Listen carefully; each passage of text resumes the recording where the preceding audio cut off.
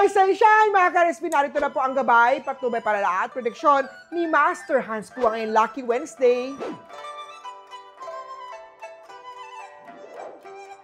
Simulan natin sa mga pinanganak ng Year of the Rat. Iwasan muna ang gumastos sa mga hindi importanteng bagay.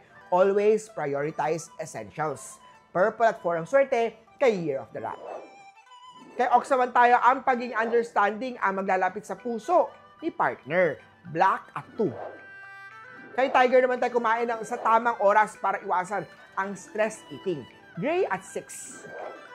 Kay Rabbit naman tayo may posibilidad na ma-recognize ang galing mo sa trabaho. Brown at 5. Kay Dragon naman tayo iwasan ang misunderstanding sa pamamagitan ng klarong usapan.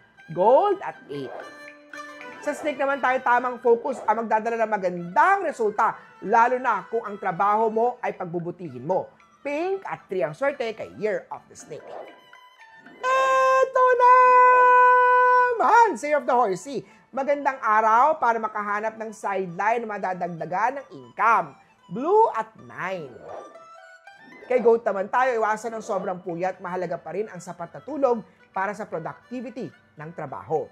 Green at 7 ang swerte kay Year of the Goat. Kay Monkey naman tayo, maglaan ng oras para mag-enjoy kasama ang pamilya at partner. Yellow at 4 ang swerte kay Year of the Monkey.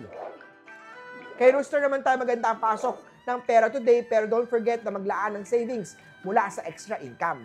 White at 2. Sa Dog naman tayo, mag-focus sa proper diet para iwasan ang sakit kahit simpleng cold lang.